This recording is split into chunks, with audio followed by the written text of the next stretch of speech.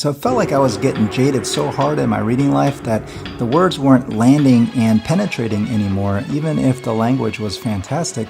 So I figured I'd pick up this big-ass brick of a book and just throw it at myself to see if it would make any kind of dent. This book is translated by Gregory Rabassa, who's a totally badass. I think you can't go wrong with any of his choices. This is one of those huge, multi-generational, sprawling family epics.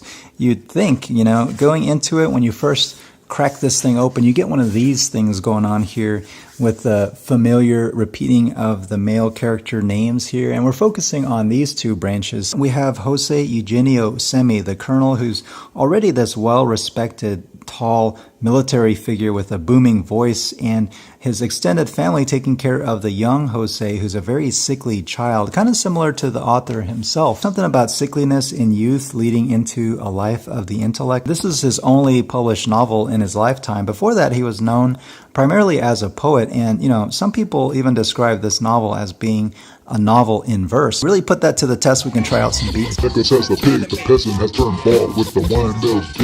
the first 15% of this book, it does have that traditional feel, only with the side of thick whipped cream that gets dumped out on top. We got the colonel growing up as a student who has a friend named Phoebo who goes around stabbing people with the nib of his pen as if to infect him with his language. In this book, a back rub trying to feel out the bones of the story and work out the knots, but really found out that the knots were in my own fingers.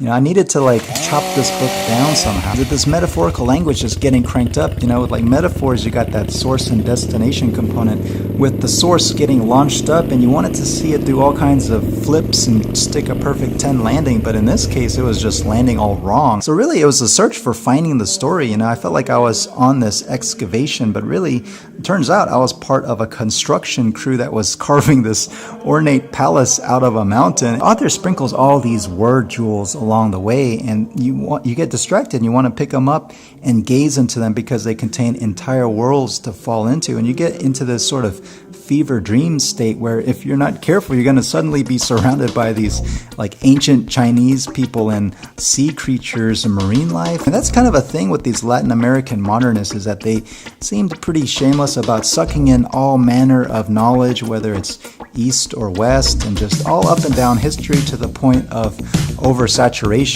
This becomes this sort of theatrical carnival grotesque when we jump forward a branch and look into the life of the young Jose as he's going to school, represent this bridge of cultural evolution that Cuba was going through at the time. That's really pronounced when the author brings on stage these two characters named Phronesis and Phocion, these two characters the likes of which I haven't quite seen before in literature, who along with Jose Semi have these drawn out debates about all manner of things like Hegel and Nietzsche and history, psychology, mythology, just at their fingertips. The dialogue when it occurs is almost kind of ridiculous. The back forth of this book, straight up, I felt like I was lost at times, like I was in this Greek military formation. Jose Semi had grown to the point where he was wandering and seeking out knowledge and finding it in Lucario, who to me comes on like this final level kung fu grandmaster who has this triangle and strikes and says, now we can begin. And that's when the text really gets